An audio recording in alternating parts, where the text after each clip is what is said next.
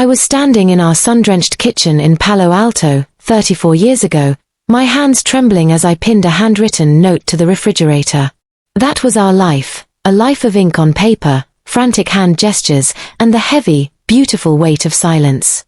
My husband, Richard, was a tech millionaire, a brilliant software engineer, and, as I had believed for 2 years, profoundly deaf.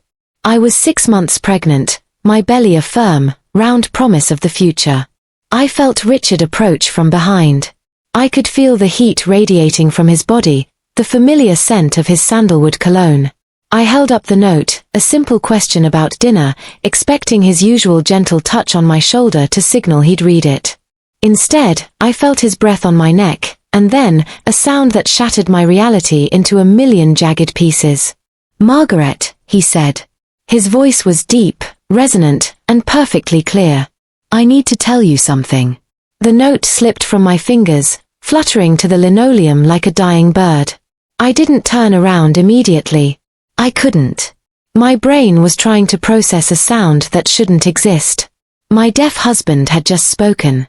And in that one sentence, the man I loved evaporated, replaced by a stranger who had been hiding in plain sight. The blind date trap. Let me take you back to 1991. I was 32, a junior architect in San Francisco, and a disappointment to my mother.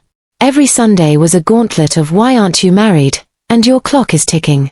When she told me about Richard Hayes, she used a specific word, special. "He had a motorcycle accident 5 years ago," she whispered into the phone. "He lost his hearing completely.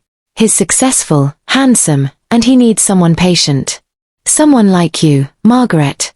I saw it as a sign. I was tired of the dating games, the loud bars, the men who only wanted to talk about themselves. A man who couldn't hear would surely be a man who truly saw me.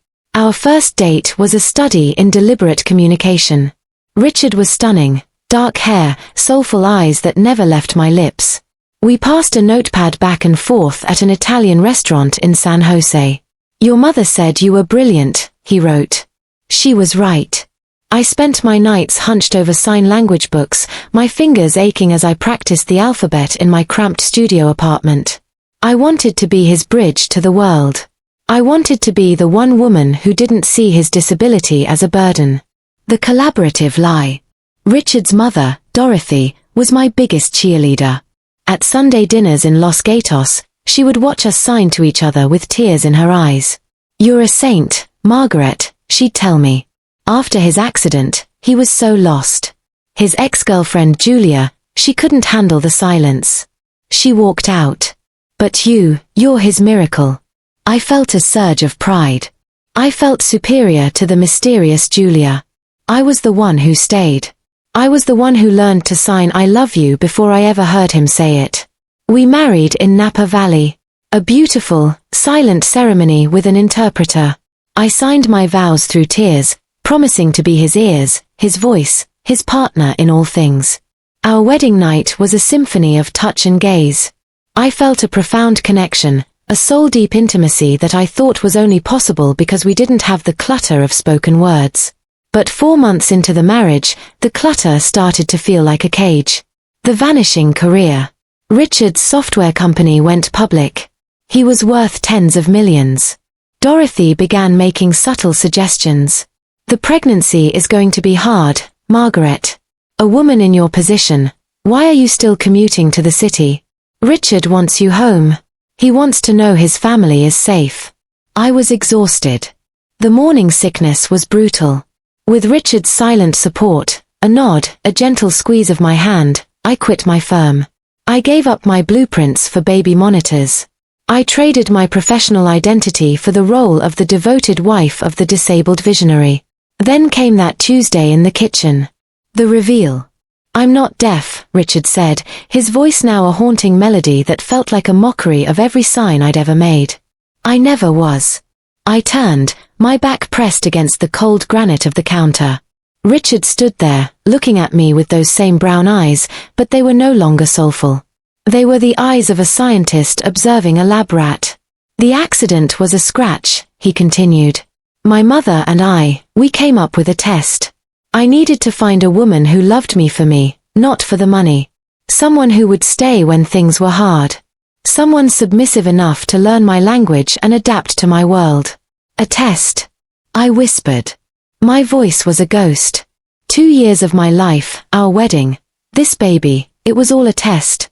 You passed, Margaret, he said, stepping toward me as if he expected me to hug him. You're the perfect wife. I don't have to pretend anymore. We can talk now. I didn't hug him. I screamed.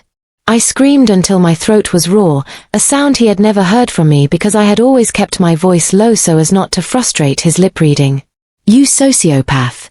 I shrieked. You let me learn a whole language. You let me quit my career because I thought you needed me. You watched me struggle to tell you I was pregnant through hand signals while you were listening to my heartbeat. The anatomy of a betrayal.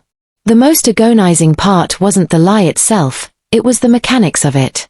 I realized then that every patient look he'd given me when I messed up a sign was actually him being amused. Every intentional pause in our communication was him carefully calculating his next move. I called my mother. I demanded to know the truth. Oh, Margaret, she sighed, her voice lacking even a hint of remorse. Dorothy and I just wanted you settled. You were over 30, dear. You were reaching your expiration date. Richard is a good man with a good bank account. What does it matter if he can hear or not? You have a beautiful house now, don't you? I hung up and threw the phone against the wall. I was a transaction.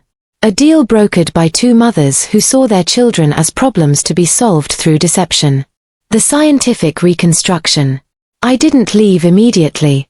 I was 6 months pregnant, unemployed, and my name wasn't on the deed to the Palo Alto house. Richard had handled the paperwork while I was busy learning how to sign mortgage. I forced him into therapy, not because I wanted to save the marriage, but because I wanted to understand the monster I was carrying a child for. Our therapist, Dr. Chen, asked a question that haunted me. Margaret, why did you love the silent version of Richard so much? I realized then, with a sickening jolt, that I had been a participant in my own erasure. I loved the deaf Richard because he couldn't interrupt me. He couldn't criticize my tone. He had to pay attention to every movement I made. In my loneliness, I had mistaken his forced silence for profound listening. The anatomy of his hearing was perfect. The anatomy of his soul was what was broken. The resolution. Richard spent the next year groveling. He hired a nanny. He funded my return to architecture, paying for a private studio in the backyard. He went to individual therapy to address the cowardice that led him to hide behind a fake disability because he was too socially anxious to be a real man. We had the baby, Claire. When she was born, Richard cried. He spoke to her in that deep, smooth voice I still didn't recognize. I don't know if I can ever love you again, I told him when Claire was 3 months old. I'll spend 30 years proving I'm worth the effort, he replied. The 68-year-old perspective. It has been 34 years. Richard is 65 now, and I am 68. We are still together. Did I forgive him? Some days, yes.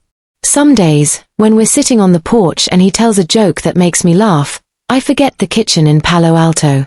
But then I'll see a sign language interpreter on the news, and my hands will instinctively twitch, and the cold, sharp memory of the betrayal returns. I never spoke to my mother again. I never let Dorothy see her grandchildren without me in the room. I reclaimed my career. I am now a senior partner at my own firm. The justice in this story isn't a jail cell or a divorce. It's the fact that Richard had to live for 3 decades with a woman who knew his darkest secret. He had to earn every single smile, every single kiss, and every single I love you from a woman who knew he was a liar. He wanted a wife who would love him for who he was. In the end, he got exactly that, a woman who loves him despite exactly who he is. And that, perhaps, is the most brutal justice of all. If this story stirred something inside you, don't scroll away in silence. Tap like, it tells us these stories deserve to be told. Subscribe to Vengeful Goddess for unforgettable tales of betrayal, resilience, and justice, stories you won't hear anywhere else. Turn on the bell icon, so the next story reaches you the moment it drops. Your support keeps these voices alive. Because sometimes, revenge isn't loud, Being heard is